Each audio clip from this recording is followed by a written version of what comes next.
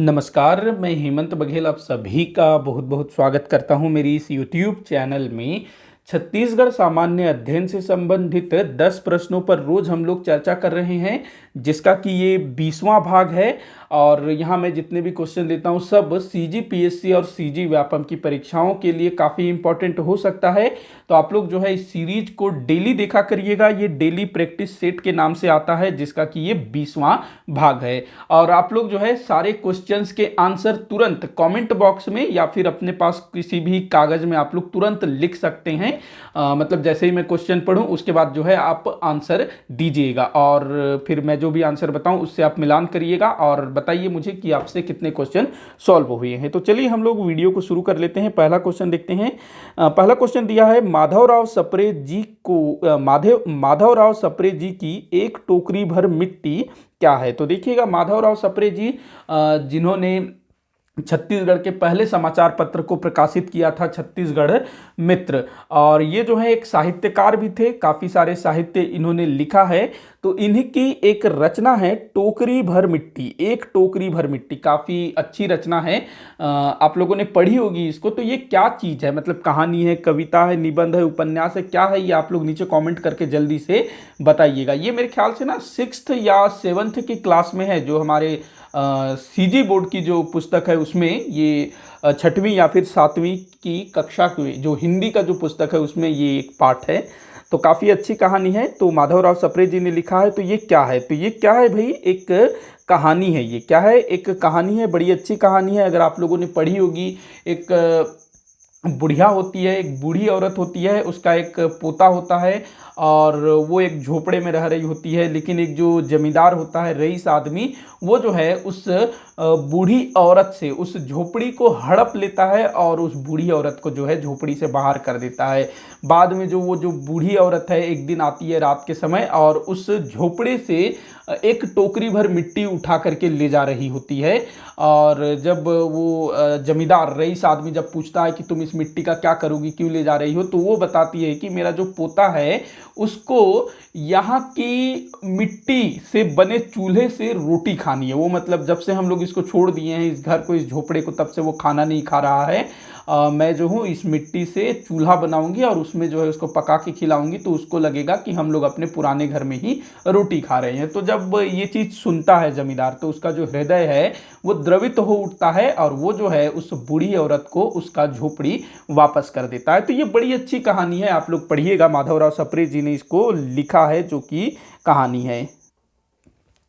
अगले क्वेश्चन को देखते हैं। अगला क्वेश्चन, प्रफुल्ल कुमारी देवी किस राजवंश से संबंधित थी। तो प्रफुल्ल कुमारी देवी जो कि महारानी थी, महारानी प्रफुल्ल कुमारी देवी। और ये ना हमारे छत्तीसगढ़ राज्य में जितने भी राजवंश हुए ना, उनमें एकमात्र महिला शासिका थी। ध्यान रखेंगे, ये भी पूछा गया, एकमात्र महिला शासिका। तो प्रफुल्ल कुमारी देवी, महारानी प्रफुल्ल कुमारी देवी, तो ये किस राजवंश से संबंधित थी, जल्दी से आप लोग नीचे कॉमेंट करके बताइएगा। तो देखिएगा, नल वंश दिया हुआ, नाग वंश दिया हुआ है, जो कि हमारे छत्तीसगढ़ में नागवंशी शासकों ने 2 स्थानों से शासन किया था। एक कवर्धा में फड़ी नागवंशी शासक और बस्तर में छिंदक नागवंशी शासक। दूसरा दिया है कलचुरी वंश, जिन्होंने लगभग 600-700 साल शासन किया। नल वंश दिया हुआ है काकतीय वंश, काकतीय वंश के शासकों ने बस्तर क्षेत्र में लगभग 600 वर्ष तक शासन किया था। तो ये जो प्रफुल्ल कुमारी देवी हैं, इनका संबंध किस राजवंश से है, काकतीय वंश से संबंधित है। बस्तर में थी, बस्तर की ये थी रानी। जो बस्तर के अंतिम महाराजा थे ना, अंतिम शासक, प्रफुल्ल चंद्र भंजदेव, प्रफुल्ल चंद्र भंजदेव बोल रहा हूं मैं, प्रवीर चंद्र भंजदेव जो कि बस्तर के अंतिम राजा थे, उनकी ये माता थी। और इनके जो पिता थे, प्रफुल्ल कुमारी देवी के जो पिता थे रुद्र प्रताप देव, उनके कोई पुत्र नहीं थे, एकमात्र पुत्री थी। तो उनके बाद जो है उनकी बेटी प्रफुल्ल कुमारी देवी बस्तर की महारानी हुई। तो ये ध्यान रखेंगे, काकतीय वंश से संबंधित थी।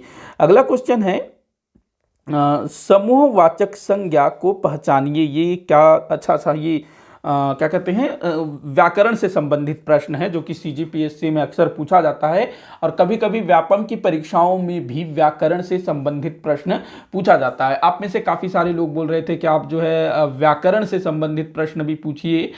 इसके अलावा काफ़ी सारे लोग जो है करंट अफेयर्स जो समसामयिकी है उससे संबंधित क्वेश्चंस भी डालिए। मैं कोशिश करूंगा अगले वीडियो से कि करंट के भी टॉपिक में डालूं और भी दूसरे सारे टॉपिक। तो ये व्याकरण से संबंधित प्रश्न है। समूहवाचक संज्ञा को पहचानिए। तो देखिएगा इनमें से समूहवाचक संज्ञा कौन सा है आपको बताना है। जल्दी से कमेंट करके बताइए भाई कौन सा समूहवाचक संज्ञा है। चाउर, चाउर मतलब क्या होता है? चावल। चावल को छत्तीसगढ़ी में क्या बोलते हैं? चाउर, चावल। उसके बाद देखिएगा डोली, डोली जो दुल्हन का जो डोली होता है वही डोली। प्यास, प्यास मतलब होता है प्यास। उसके बाद बर्दी, बर्दी का मतलब होता है झुंड।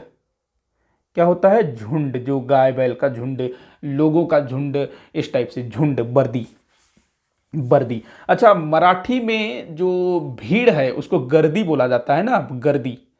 ये वैसी बर्दी, ये बर्दी, ये झुंड के लिए बोला जाता है। भीड़ के लिए पता नहीं बर्दी शब्द का प्रयोग होता है या नहीं, बाकी जो मराठी में ना भीड़ को गर्दी बोला जाता है। तो बर्दी झुंड को बोला जाता है। तो ये बोल रहा है समूहवाचक संज्ञा। तो जो झुंड है वो एक समूहवाचक संज्ञा है ना, झुंड एक समूहवाचक संज्ञा है, झुंड। तो आपका आंसर क्या हो जाएगा? बर्दी। बर्दी जो है एक समूहवाचक संज्ञा है।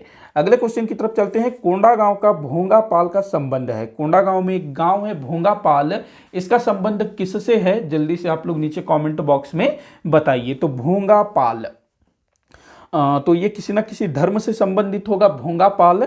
अच्छा, एक भोंगराम है, ढींगराम, भोंगराम, वो सुकमा में पड़ता है, सॉरी बस्तर क्षेत्र में पड़ता है। आई थिंक सुकमा तरफ पड़ता है शायद, ढींगराम, भोंगराम। ये भोंगापाल है, ध्यान रखेंगे, भोंगापाल, जो कि बौद्ध धर्म से संबंधित है। हमारा जो छत्तीसगढ़ है ना, यहाँ तक कि बस्तर क्षेत्र, वहाँ भी बौद्ध धर्म के काफ़ी सारे साक्ष्य देखने को मिलते हैं। और छत्तीसगढ़ में अन्य स्थल जहाँ से बौद्ध धर्म के विषय में जानकारी मिलती है, सिरपुर से काफ़ी कुछ मिला है। इसके अलावा राजनांदगांव के डोंगरगढ़ से भी। इसके अलावा अभी जो मेन पार्ट है वो तिब्बती शरणार्थियों का केंद्र बना हुआ है, जो बौद्ध धर्म के लिए जाना जाता है। तो बौद्ध धर्म का हमारे छत्तीसगढ़ से काफ़ी संबंध रहा है। तो कोंडागांव का भोंगापाल जो है बौद्ध धर्म से संबंधित है।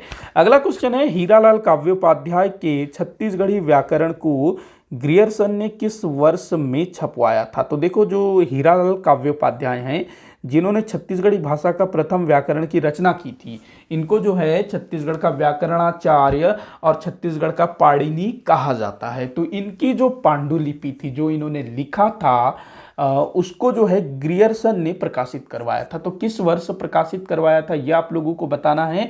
तो जल्दी से नीचे कमेंट करके बताइएगा। वैसे ये जो हीरालाल काव्योपाध्याय है ना, इन्होंने लगभग 1885 के आसपास में इसको लिख डाला था, लेकिन इसके जो प्रकाशन का कार्य है उसमें काफ़ी देर हुई थी, मतलब काफ़ी बाद में ये प्रकाशित हुआ था। ग्रियर्सन ने इसको प्रकाशित करवाया था, जो कलकत्ता में जो एशियाटिक सोसाइटी है उसके माध्यम से इसको प्रकाशित करवाया गया था। तो कब प्रकाशित हुआ था भाई?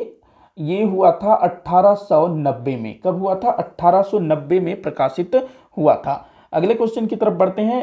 अगला क्वेश्चन है, पंडित सुंदरलाल शर्मा जी का जन्म कहाँ हुआ था? तो हमारे छत्तीसगढ़ के जो स्वतंत्रता सेनानी थे, जो प्रमुख व्यक्तित्व थे, उनका जीवन परिचय आप लोग थोड़ा थोड़ा ध्यान रखिएगा। किस स्थान में उनका जन्म हुआ था, कहाँ, कब जन्म हुआ था, कब मृत्यु हुआ था, उनके संबंध में कोई खास चीज आप लोग याद रखिएगा, पूछा जाता है इस तरह से। तो जल्दी से बताइए कि पंडित सुंदरलाल शर्मा जी का जन्म कहाँ हुआ था? तो इनका जन्म जो है ना, 21 दिसंबर 1881 को इनका जन्म हुआ था। 21 दिसंबर 1881 को इनका जन्म हुआ था। कहाँ हुआ था? तो ये राजिम में इनका जन्म हुआ था, राजिम। तो ध्यान रखना इनको। और इनको भाई छत्तीसगढ़ का गांधी कहा जाता है। इन्हीं के कारण जो है महात्मा गांधी जी का प्रथम बार छत्तीसगढ़ में आगमन हुआ था।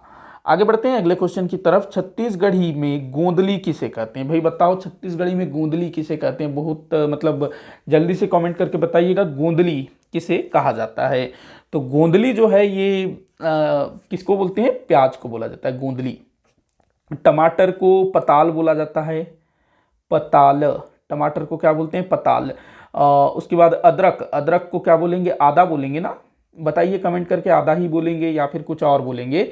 उसके बाद जो आलू है, आलू को क्या बोलेंगे? आलू को आलू ही बोला जाता है ना? बताइएगा कमेंट करके अगर आलू को कुछ विशेष बोला जाता है तो।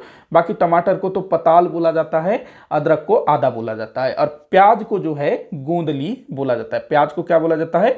गोंदली। अच्छा, हमारे छत्तीसगढ़ में एक गोंदली जलाशय है ना, गोंदली जलाशय, तो आप लोग बताइए ये गोंदली जलाशय कहाँ पर है? गोंदली जलाशय हमारे छत्तीसगढ़ में है एक गोंदली जलाशय, कहाँ पर है? ये आज आपके लिए क्वेश्चन है, बताइएगा गोंदली जलाशय कहाँ पर है। अगला क्वेश्चन देखते हैं, रायपुर किस नदी के तट पर बसा हुआ है? जल्दी से कमेंट करके बताइए कि हमारे छत्तीसगढ़ की राजधानी रायपुर किस नदी के तट पर बसा हुआ है। तो देखिए रायपुर नगर जो ब्रह्मदेव राय द्वारा इसकी स्थापना की गई थी ना, तो ये जो है किस नदी के तट पर बसा हुआ है? खारून नदी के तट पर बसा हुआ है ये नदी, मतलब रायपुर। अगले क्वेश्चन की तरफ चलते हैं, हल का छत्तीसगढ़ी पर्याय है, तो हल को छत्तीसगढ़ी में क्या बोला जाता है? जल्दी से बताइएगा। हल जिससे खेत जोता जाता है उसको हमारे छत्तीसगढ़ी बोली में क्या कहते हैं? क्या कहते हैं भाई? नांगर बोला जाता है। बाकी जो नांगल है ये मेरे ख्याल से संस्कृत में हल को बोला जाता है, और नांगल से ही नांगर निकला है, तो ये आंसर होगा आपका नांगर। बढ़ते हैं इस वीडियो के आखिरी क्वेश्चन की तरफ, रंधनी खोली किसे कहते हैं? रंधनी खोली, रंधनी खोली इसका मतलब क्या होता है? जल्दी से बताओ।